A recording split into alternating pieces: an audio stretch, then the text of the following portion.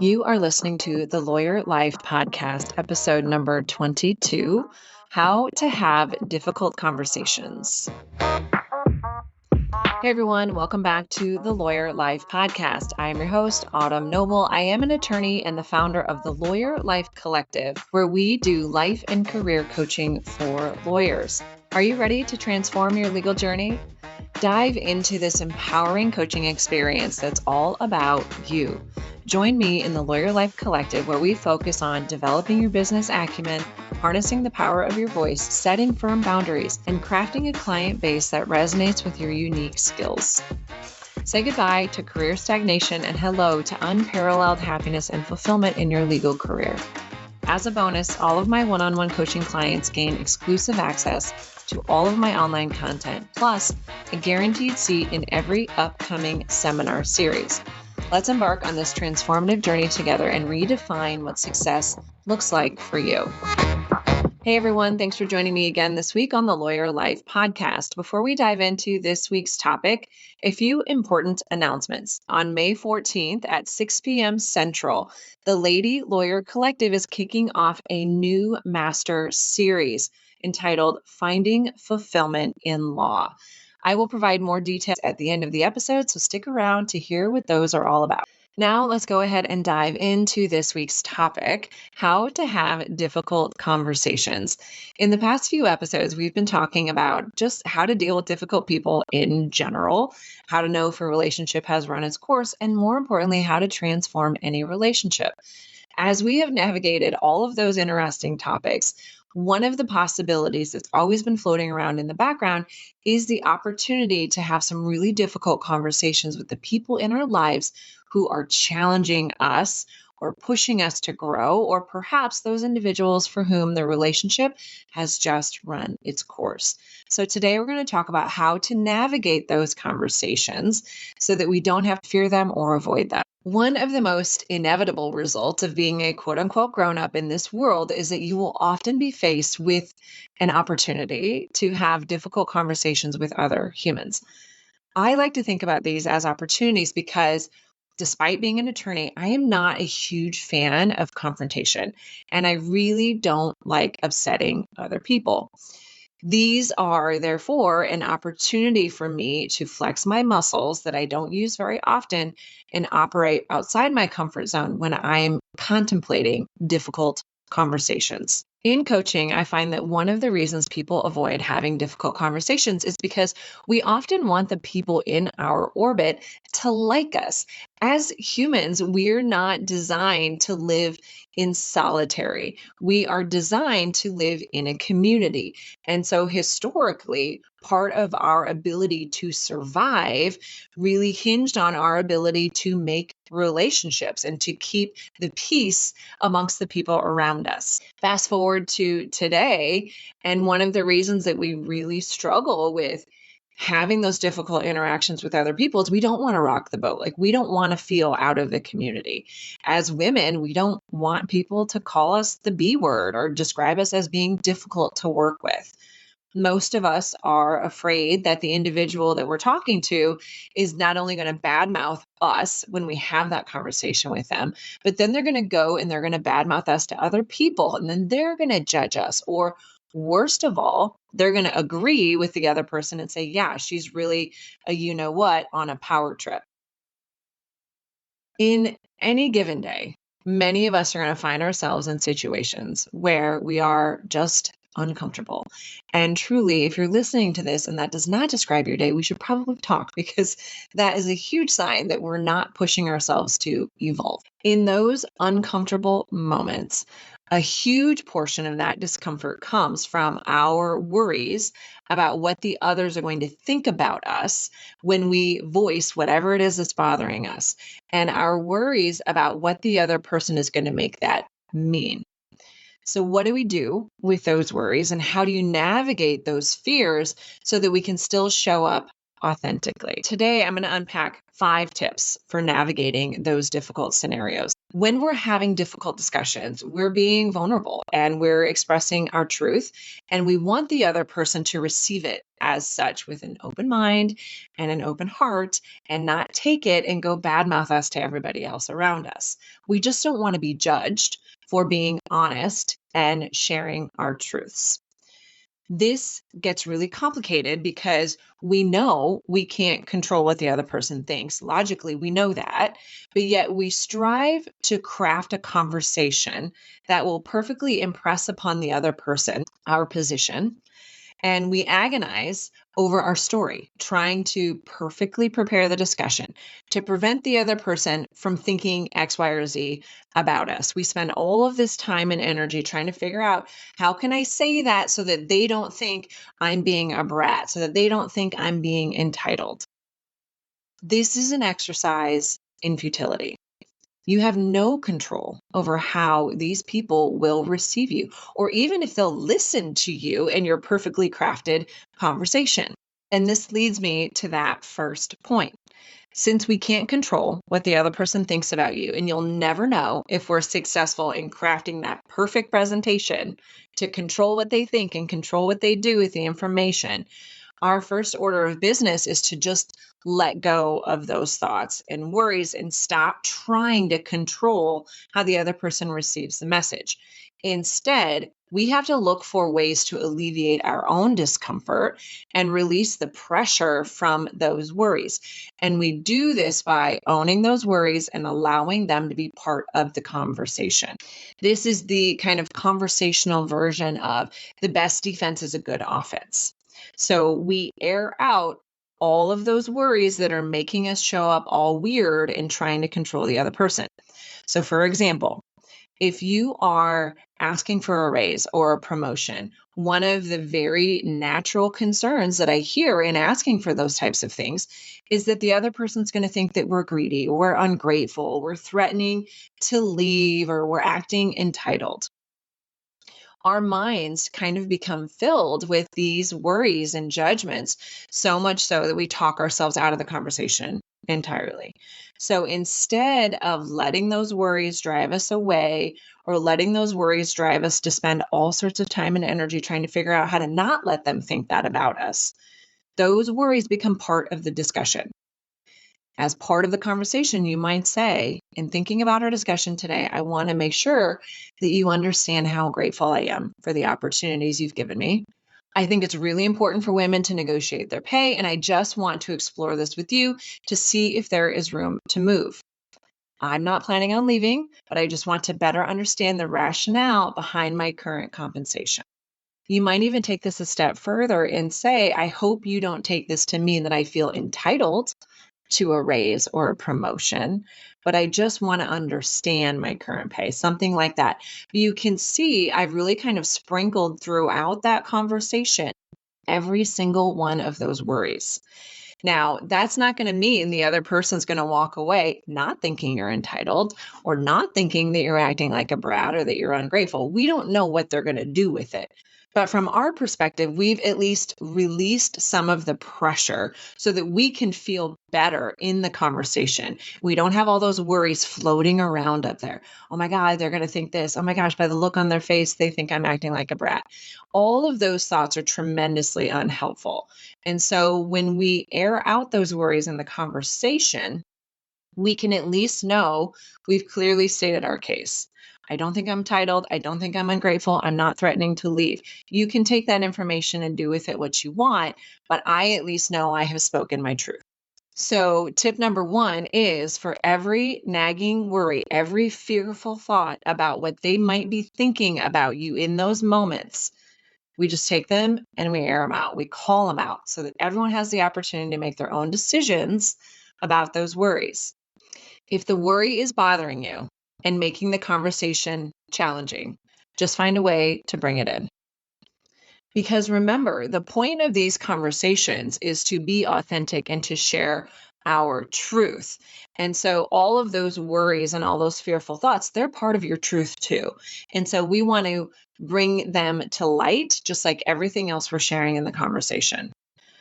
When we don't own those worries and we just try and power through and have the conversation anyway, we end up kind of showing up weird and manipulative and almost kind of disconnected from the moment. And the other person's going to feel that because instead of actively engaging in the discussion and tracking the discussion and making your points, you've got all this weird energy floating around back there, worrying about what this person is thinking about you and what they're making everything you say mean. And so when we air them out, all of that can stop. And then we can just continue to focus on the moment and continue to have the conversation and be present for it. This brings me to point number 2. Stop worrying about what the other person will think about you.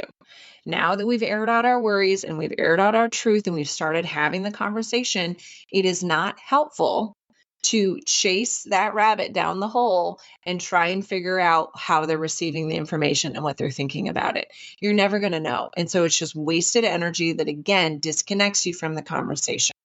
When we let other people receive our truths however they want to and do whatever they want to with it, it's actually a truer investment in yourself and the relationship because you are allowing them to be whoever they want to be. And you're not trying to manipulate them and you're not trying to control them. That is the foundation of a good relationship.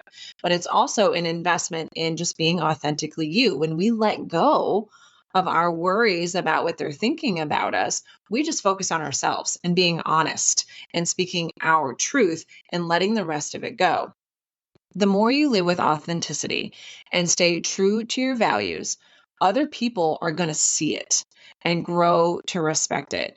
And that makes it a lot more difficult for bad gossip to find traction.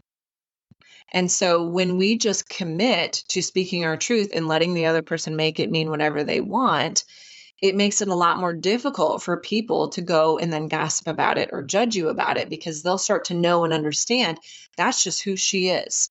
If something's bothering her, she says so. And people can respect that. And truly, whether people do or don't, the only thing that we really can control is how we show up. So any attempt to control what they're thinking in that moment is just a futile endeavor. When we are vacillating between wanting to have a difficult conversation and wanting just to avoid it and just keep moving on, what's at the heart of that decision-making process is really the choice between living in accordance with your truth or living a lie with other people. Because when we don't speak our truth, that relationship becomes founded upon a falsehood. When we don't tell people what you said really hurt me, I really want more of this, I actually don't like that, or here's what I really thought about that. When we don't share those things, the relationship is now founded upon a falsehood where the other person has a misunderstanding about what you want, what you like, and how you actually feel about anything. And so the choice is always between being authentically myself and ideally growing the relationship by being honest, or being inauthentic and having a relationship that's not really founded upon me and who I actually am. In my experience, anytime that we try to ignore what we really think and feel about a situation or a relationship, it simply compounds and it grows stronger until we blow up.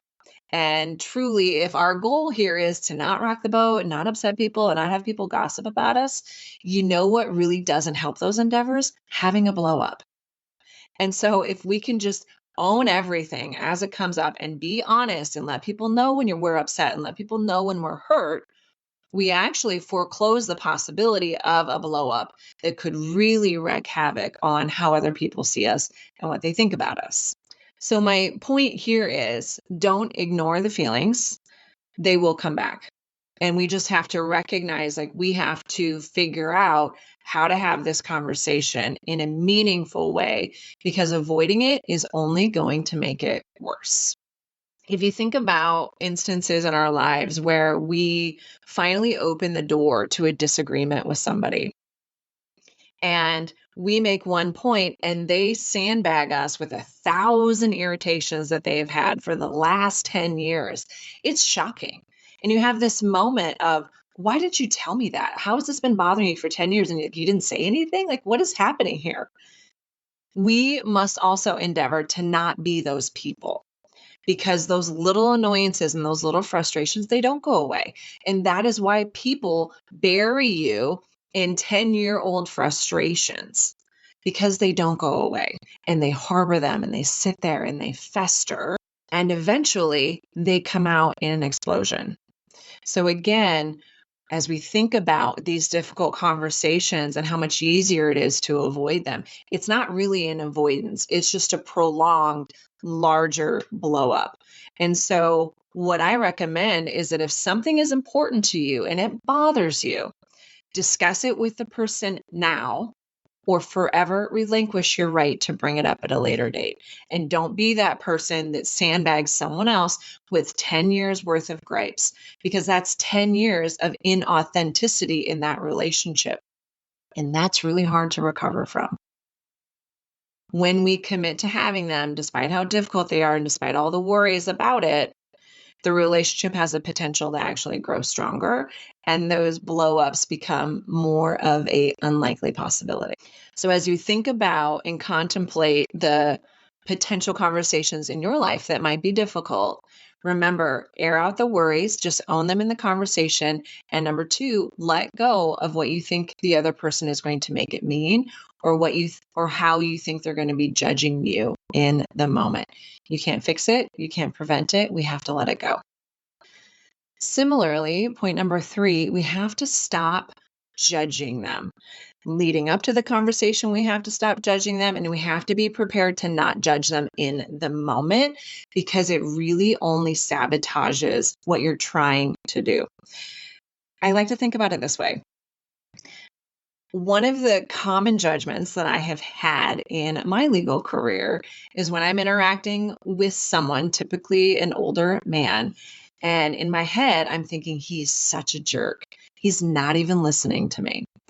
And when I give energy to that leading up to a conversation or during the conversation, I show up like a total jerk and I stop listening. Because when I think that about them and I believe that about them, I get angry and I get mad and I go out of my way to make my point. I talk over them, I cut them off because I think that's what they're doing to me. And now the whole conversation is really ratcheted up and we're both showing up like a bunch of jerks. And that is not helpful. And so in those moments, it might be really tempting to judge that person and think of all the horrible things that they've done and all the ways they've shown up as a jerk and never really listened to you in those moments. You might have a lot of proof for those things, but they're not going to help you in the moment. They're only likely going to drive you to show up and act the exact same way that you're judging them for acting. And if that is not the goal that you want, we have to bring a different energy to the discussion. When we allow ourselves to judge them in that moment, we make it all about them. And from there, that really dictates how we show up.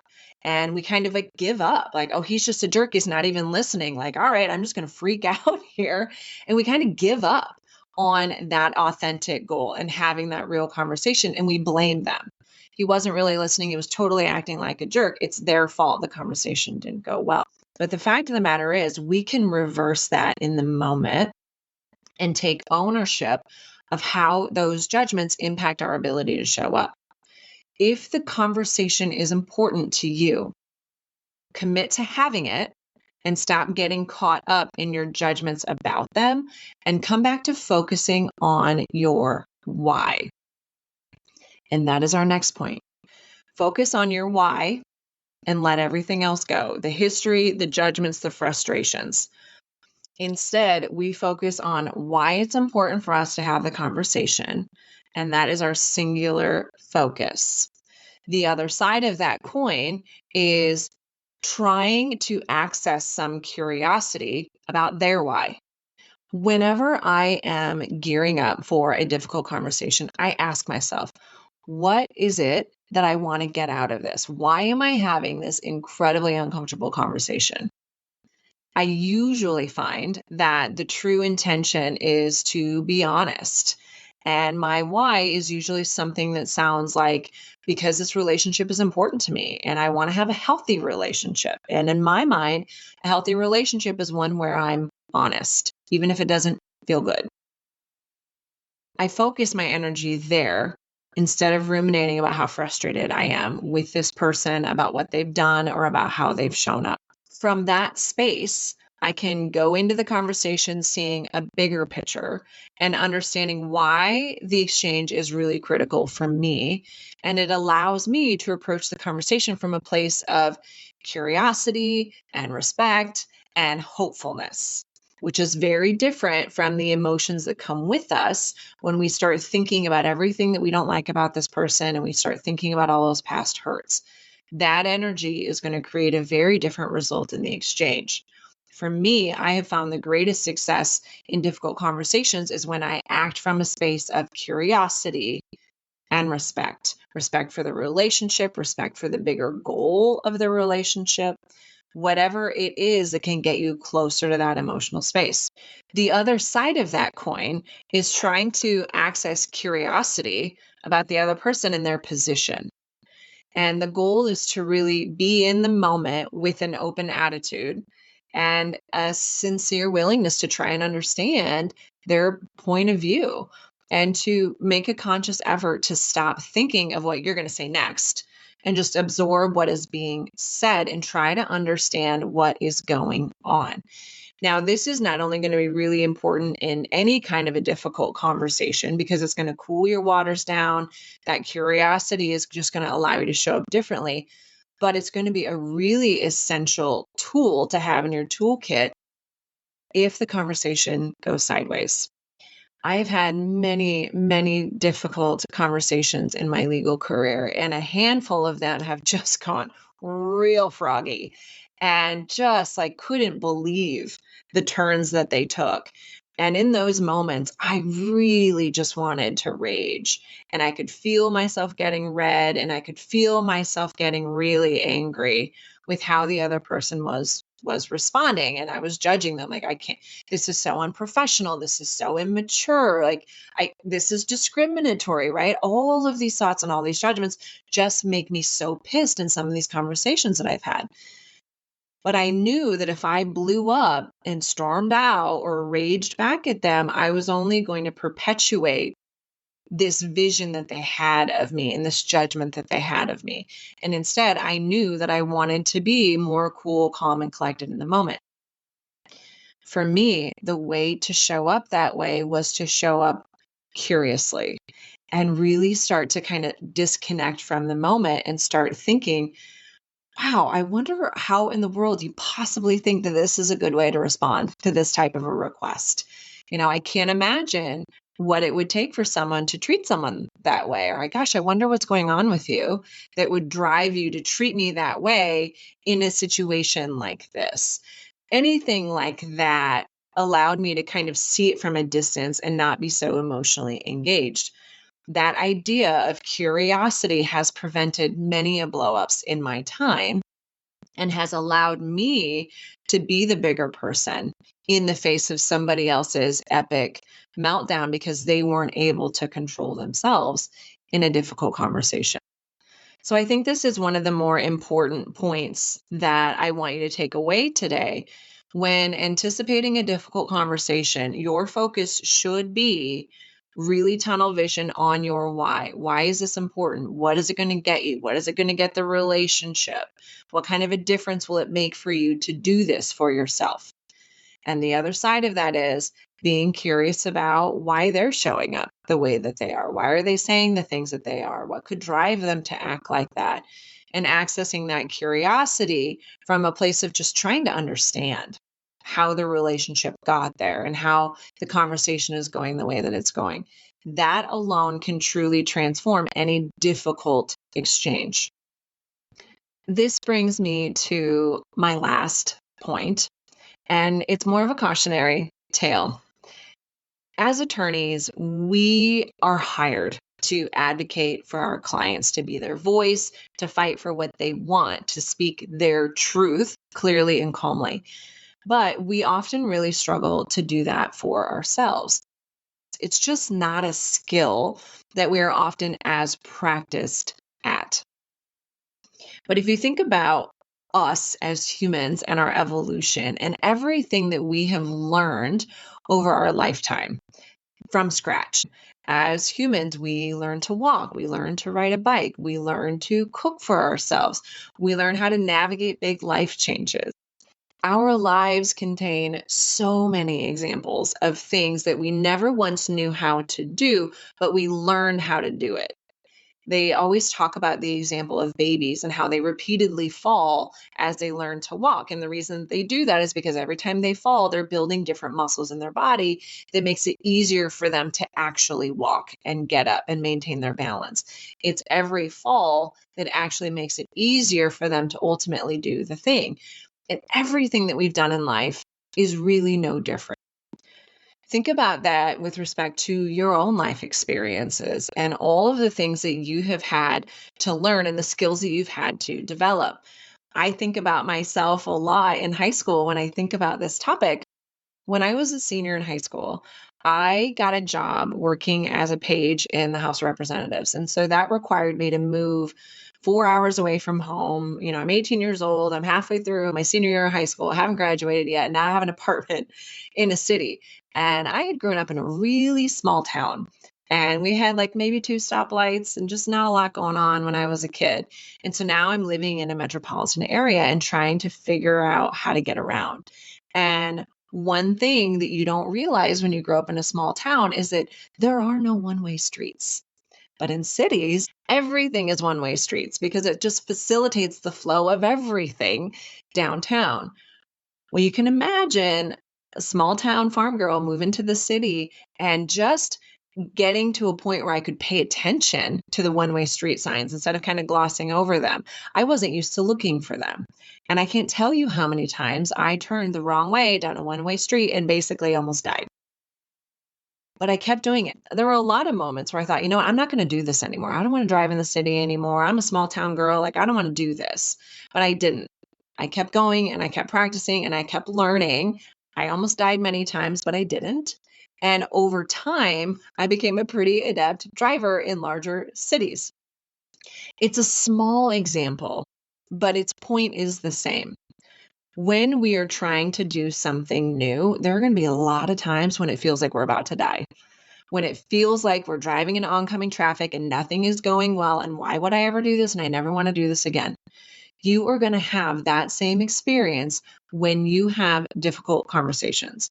It's not going to be fun and it's not going to feel good. But just like any skill, the more you practice it and the more you commit to it, the easier it's going to get and the better you're going to be at it. So one of the most important things I want you to take away when you think about difficult conversations, just recognize it's not going to feel good and I'm probably not going to be good at it right out of the gate. We're going to make some wrong turns. We're going to feel like we're about to die. We're going to have some really wild experiences that just don't go well. And that's okay. It doesn't mean that we failed. It just means that we're learning something new. And so my recommendation is that you commit to using your voice in a way that's authentic to you. Ask for what you want. Say what you mean. Say no when you want to. And just own that it's not always going to feel good and we're not always going to be good at it. And that's okay. Because that's how you develop a skill. And with practice, it's going to get easier. So how can we make it a little less painful in those moments where we feel like we're dying in the middle of the conversation? Have that mantra with you when you show up. And that mantra should align with your why.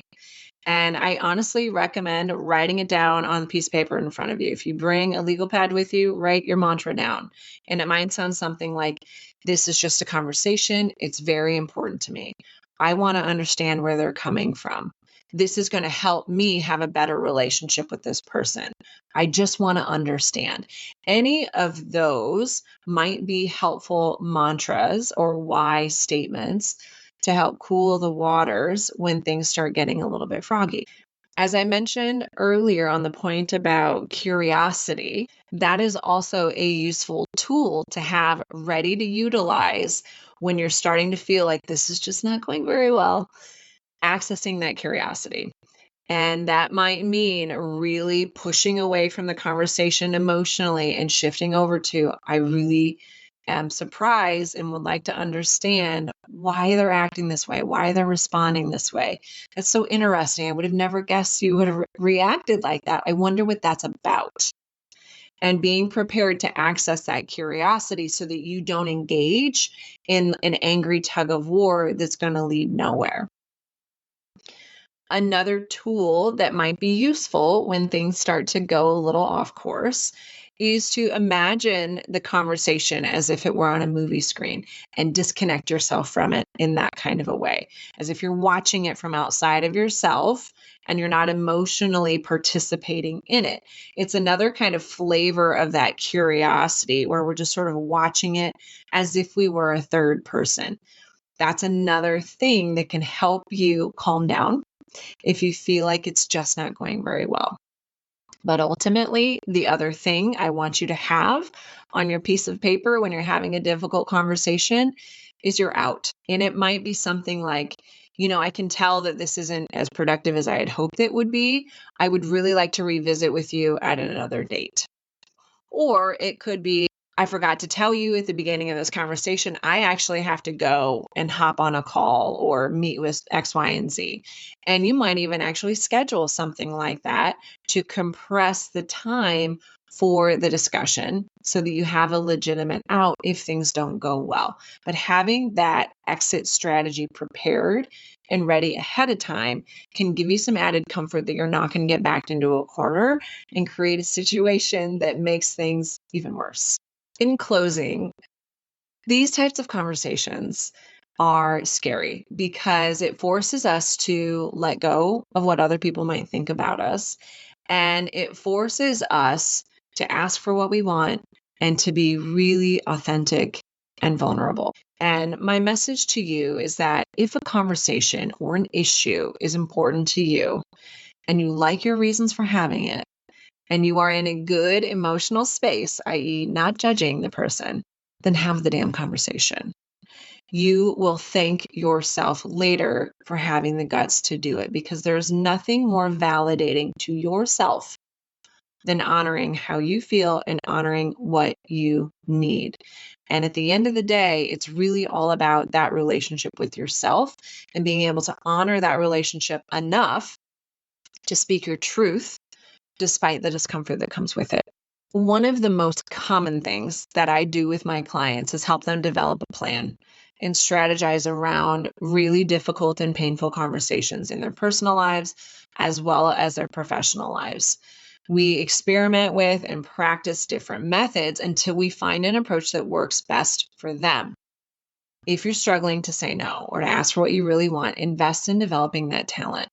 And sign up for a free consultation or sign up to work with me one-on-one and start living in your voice and reconnecting on a true and authentic level with all of the people in your life. To recap where we have been, first and foremost, when it comes to difficult conversations, own your worries and air them out in the conversation. You will feel better for it. Once you do that, let it go. And stop worrying about what they're going to think and what they're going to do with whatever you're sharing with them. You can't control it, and it's a waste of your energy to try. 3, stop judging them. Leading up to the conversation, let go of those judgments and be prepared to let go of them in the moment. It's only going to drive you to show up in the same way that you're judging them for being, I promise you. Instead, focus your energy on your why. Why are you doing this? Why is it important? And be curious about their why, about why they're saying what they're saying and why they're acting the way that they're acting. Finally, be prepared for it not to go well and for it not to feel good. We're developing a new muscle here. We're developing a new skill set, and it's not always going to go great. But be prepared with your mantra. Be prepared with how you want to handle a worst case scenario, and be prepared with an exit. All right, my friends, I hope that prepared you to have some of those difficult conversations that may have come to light as you start thinking about the challenging humans in your orbit. Next week, we're actually going to take this topic one step further, and we're going to do a little bit of negotiations 101. I hope to see you there. As I mentioned at the beginning, we have some pretty exciting events coming up.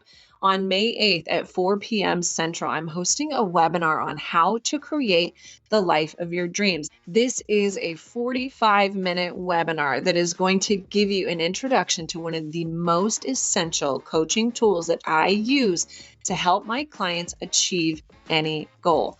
And most importantly, it's free. Sign up at thelawyerlifecollective.com to grab your seat. As if a free webinar this month wasn't enough, we are also launching a master series for the Lady Lawyer Collective. This master series will be focusing on finding fulfillment in your legal career, and it kicks off May 14th at 6 p.m. Central. If you are ready to infuse your legal practice with more joy and more fulfillment, join us for this seminar series. This transformative 7-week program is designed to help you discover deeper happiness and peace within your career. We will meet 6 times, 1 hour each session, starting at 6 p.m. on May 14th. And as usual in all of my seminar series, it's absolutely free to all of my one-on-one coaching clients.